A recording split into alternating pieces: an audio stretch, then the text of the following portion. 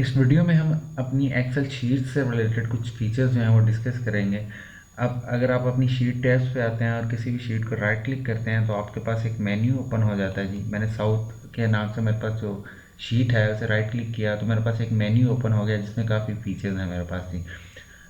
इसमें सबसे पहले हम रीनेम का फीचर डिस्कस करेंगे। सपोज मुझे अपनी कोई भी शीट है उसे रीनेम करना है। मेरे पास ये एक शीट है जी मिड वेस्ट के नाम से, और मैं इसे रीनेम करना चाहता हूँ। मैं राइट क्लिक करूँगा, इसे रीनेम का जो ऑप्शन है इसे क्लिक करूँगा और सपोज मुझे इसे वेस्ट करना है। इसका नाम सिर्फ मैंने वेस्ट लिखा और टाइप कर एंटर कर दिया जी, और मेरी ये शीट जो है ये रीनेम हो गई जी।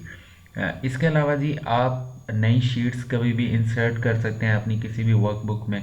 मुझे नई शीट इंसर्ट करने के लिए क्या करना होगा जी, राइट क्लिक करूँगा मैं किसी भी शीट पे, एक्सेल की शीट पे, और उसके बाद इंसर्ट का मेरे पास बटन है। मैंने इसे क्लिक किया तो मेरे पास एक डायलॉग बॉक्स ओपन हो गया जिसमें काफ़ी ज़्यादा चॉइसेस हैं मेरे पास चीज़ें इंसर्ट करने के लिए। और सबसे पहले मेरे पास चॉइस है जी वर्कशीट इंसर्ट करने की चॉइस, वो मेरे पास सिलेक्टेड है। मैं ओके प्रेस करता हूँ और मेरे पास ये एक नई वर्कशीट जो है वो इंसर्ट होगी मेरी वर्कबुक में। अब सपोज अगर आप किसी स्पेसिफिक शीट के साथ नई वर्कशीट इंसर्ट करना चाहते हैं, सपोज मैं नॉर्थ की शीट जो है उसके राइट साइड पे एक नई वर्कशीट इंसर्ट करना चाहता हूँ, तो मैं नॉर्थ की शीट सेलेक्ट करूँगा और उसके बाद मेरे पास राइट साइड पे एक जो बटन आ रहा है जी प्लस का, मैं उसे क्लिक करूँगा तो मेरे पास नॉर्थ की शीट के बिल्कुल राइट साइड पे एक नई शीट इंसर्ट हो जाएगी।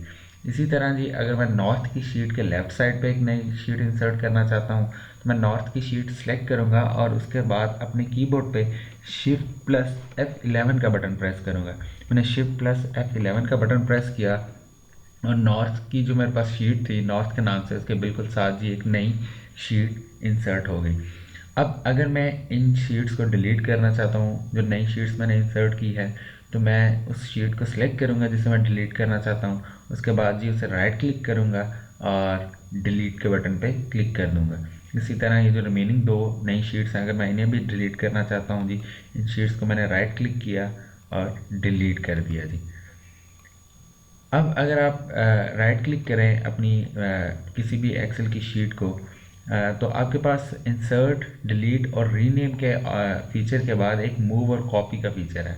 आप अपनी किसी भी वर्कशीट को अपनी वर्कबुक के अंदर कॉपी क्रिएट कर सकते हैं उसकी, उसको एक जगह से दूसरी जगह मूव कर सकते हैं, या अपनी शीट को किसी नई वर्कबुक में भी मूव कर सकते हैं और किसी और वर्कबुक जो आपके पास ओपन है आप यूज़ कर रहे हैं उसमें भी मूव कर सकते हैं। सपोज मुझे यही शीट जो मैंने सेलेक्ट की हुई है वेस्ट के नाम से, इसे कॉपी या मूव करना है। मैंने राइट क्लिक किया, शॉर्टकट मेन्यू मेरे पास ओपन हुआ, मूव और कॉपी के ऑप्शन पे क्लिक किया तो मेरे पास एक डायलॉग बॉक्स ओपन हो गया जी।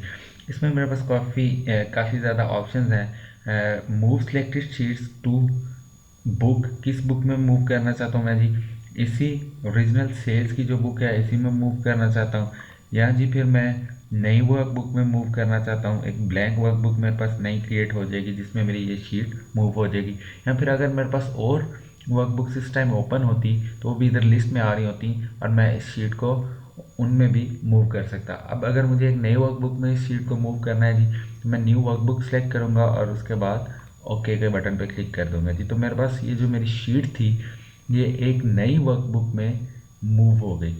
आप देख सकते हैं जी कि आपकी ये जो शीट है ये बुक टू, आपके पास इससे पहले जो वर्कबुक ओपन थी वो रीजनल सेल्स के नाम से थी, अब आपके पास बुक टू के नाम से एक नई वर्कबुक क्रिएट हुई है, और ये जो वेस्ट के नाम से आपके पास शीट थी ये इस वर्कबुक में मूव हो गई है। मैं इसे क्लोज करता हूँ जी फिलहाल।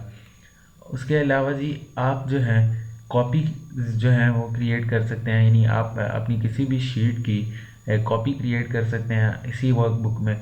मैंने ईस्ट की जो मेरे पास ईस्ट के नाम से शीट थी इसकी कॉपी क्रिएट करनी है, मैंने इसे राइट क्लिक किया, मूव और कॉपी का ऑप्शन सेलेक्ट किया और नीचे मेरे पास एक ऑप्शन है जी क्रिएट और कॉपी का, मैंने ओके क्लिक किया। अब ऊपर मेरे पास बिफोर शीट के नाम से एक सेक्शन है जिसमें मैं सेलेक्ट कर सकता हूँ कि मैं इसकी कॉपी किस जगह पे क्रिएट करना चाहता हूँ। बिफोर शीट साउथ क्रिएट करना चाहता हूँ, या बिफोर शीट नॉर्थ क्रिएट करना चाहता हूँ, बिफोर शीट ईस्ट क्रिएट करना चाहता हूँ, या इसे बिल्कुल एंड पे इन तीनों शीट्स के एंड पे एक नई कॉपी क्रिएट करना चाहता हूँ। अगर मैं तीनों शीट्स के एंड पे इस शीट की कॉपी क्रिएट करना चाहता हूँ तो मैंने मूव टू एंड का ऑप्शन सेलेक्ट किया और ओके कर दिया जी। उसके बाद ये जो ईस्ट के नाम ईस्ट के नाम से मेरे पास वर्कशीट है, उसकी एक कॉपी जो है वो क्रिएट होगी वर्कबुक में ईस्ट 2 के नाम से। उसके अलावा जी आप इसे मूव भी कर सकते थे इसी वर्कबुक में, यही जो बटन है मूव और कॉपी का, इसे यूज़ करके। और उसके लिए आपको ये करना होगा जी, आपको ये क्रिएट और कॉपी का जो ऑप्शन है इसे आपने सेलेक्ट नहीं करना, और ये जो बुक है आपकी वो रीजनल सेल्स के नाम से जो बुक है उसी में आप इसे मूव करेंगे। तो आप इसे मूव कर सकते हैं इस वर्कशीट को इन शीट में से किसी के भी साथ। उसके अलावा आप अपने माउस से ड्रैग करके भी इस शीट को मूव कर सकते हैं। सपोज मुझे इस 2 के नाम से जो वर्कबुक क्रिएट हुई है, वर्कशीट है मेरे पास क्रिएट हुई, मैं इसे मूव करना चाहता हूँ अपनी साउथ और नॉर्थ के नाम से मेरे जो शीट्स हैं उनके दरमियान। मैं अपने लेफ़्ट माउस बटन से इसे सेलेक्ट करूँगा और उसके बाद ड्रैग करूँगा जी इन दोनों शीट्स के दरमियान। तो मेरी ये शीट जो है इस जगह से मूव होके साउथ और नॉर्थ के नाम से जो मेरी शीट्स थी इनके दरमियान आ गई है जी। अब अगर मैं कॉपी क्रिएट करना चाहता हूँ इसकी, या तो मैं राइट क्लिक मेन्यू यूज़ करूँगा, या फिर मैं जी इसे मूव करते वक्त, जब जिस तरह मैं इसे अपने लेफ़्ट माउस बटन से ड्रैग करके मूव कर रहा था, तो मूव करते वक्त मैं कंट्रोल की प्रेस करके रखूँगा, और अब अगर मैं इसे मूव करूँगा तो जहाँ भी मैं इसे मूव करके रिलीज़ करूँगा जी मेरे पास एक नई कॉपी क्रिएट हो जाएगी इस शीट की। पहले मेरे पास ईस्ट 2 के नाम से ये शीट थी जी, अब एक नई कॉपी क्रिएट हो गई ईस्ट 3 के नाम से। अब अगर मैं इसे डिलीट करना चाहता हूँ, मुझे ये शीट नहीं चाहिए, मैंने राइट क्लिक किया और इसे डिलीट कर दिया। एक्सेल ने आपको वार्न किया जी आप एक ऐसी शीट को डिलीट कर रहे हैं जिसमें डेटा मौजूद है। जब भी आप ऐसी शीट को डिलीट करने लगेंगे तो एक्सेल आपको वार्न करेगा जी कि आप अगर इस शीट को डिलीट करना चाहते हैं तो करें, क्योंकि इसके बाद आप जो है इसे परमानेंटली डिलीट कर देंगे, आप इसे अनडू नहीं कर सकते हैं। अब याद रखिएगा, आप किसी भी शीट को जब डिलीट करते हैं एक्सेल में तो आप इस एक्शन को अनडू नहीं कर सकते। मुझे इसे डिलीट करना था, मैंने डिलीट का बटन प्रेस किया और ये शीट जी डिलीट हो गई। अब अगर मैं राइट क्लिक करता हूँ अपने क्या कहते हैं किसी भी शीट टैब पे, तो मेरे पास और भी कुछ फीचर्स हैं। टैब कलर का फीचर है जी मेरे पास, मैं शीट्स के जो कलर्स हैं, ये जो कलर फिल हैं, इन्हें चेंज कर सकता हूँ। आपको इस टाइम नज़र आ रहे हैं मेरी जो शीट टैब्स हैं वो डिफरेंट कलर्स में आपको नज़र आ रही हैं। मैं इन कलर्स को जी चेंज भी कर सकता हूँ। अब सपोज़ आपने जी दो शीट्स जो हैं, या इन सब शीट्स में आपके पास जो साउथ ईस्ट नॉर्थ और ईस्ट के नाम से ईस्ट 2 और ईस्ट के नाम से शीट्स हैं, इन सब में कोई एक ही चेंज करनी है। आप सपोज़ एक नया कॉलम ऐड करना चाहते हैं कॉलम बी और कॉलम सी के दरमियान, और सारी शीट्स में आप ऐड करना चाहते हैं ये, तो आप इनको ग्रुप कर सकते हैं। इन शीट्स को आप ग्रुप कैसे करेंगे, आप जी कोई भी शीट सेलेक्ट करें, ईस्ट के नाम की जो शीट है आपके पास आप उसे सेलेक्ट करें, और उसके बाद आप साउथ की नाम से आपकी जो शीट है उस पर अपने कर्सर को लेके जाएं और कंट्रोल की प्रेस करके, सॉरी शिफ्ट की प्रेस करके आप अपना लेफ़्ट माउस बटन जो है उसे क्लिक करें, तो आपकी ये सारी शीट्स जो हैं वो एक ग्रुप में कन्वर्ट हो गई हैं।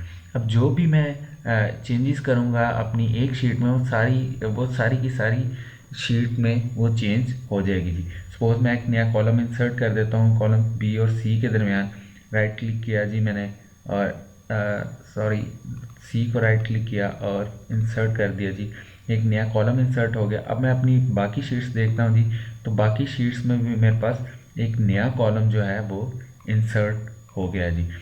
ये तो जी मैंने सारी की सारी शीट्स जो हैं मेरे पास जितनी भी थी उन्हें ग्रुप कर दिया था।